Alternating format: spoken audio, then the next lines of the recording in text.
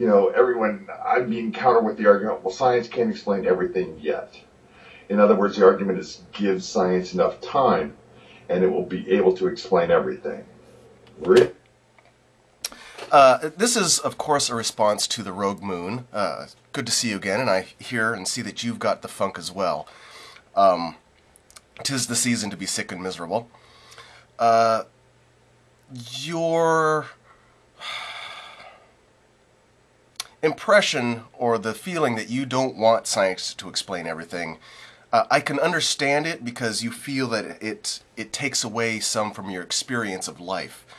And I'm going to have to disagree with you because it already doesn't interfere with your experience of life. I have to sadly give credit to a car commercial that I saw a couple of years ago that was explaining that you can understand how the transmission works. You can understand how much torque goes straight to the road. You can understand all the gears and bells and whistles of the car, but it doesn't translate to the experience of driving it.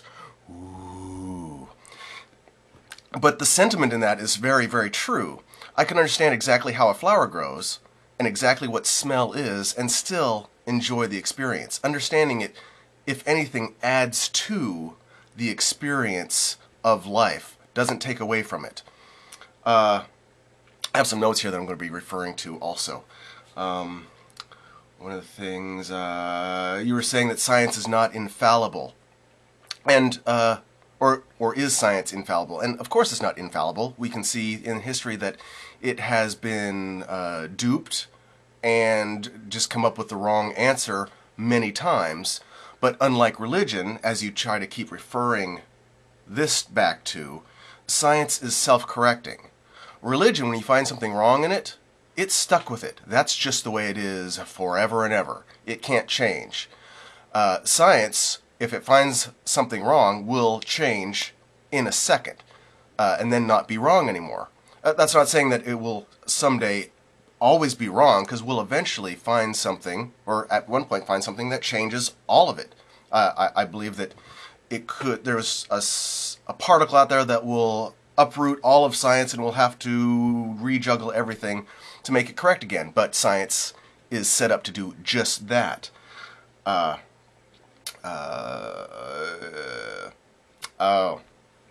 were also referring to the energy that dissipates after we die.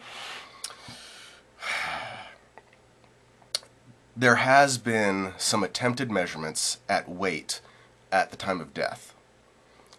They are questionable as far as validity, but let's say there is a weight loss after we die. Something about what powers us, the magic element that you're suggesting science can't answer or you don't want science to answer. Let's say there is that magic element. Is it going to be the same element that exists when the computer is turned on versus when the computer is turned off? Because the same mechanisms work in both. The brain is just a biological computer, an extremely complex and amazing biological computer, but it is just a computer and runs on the same principles.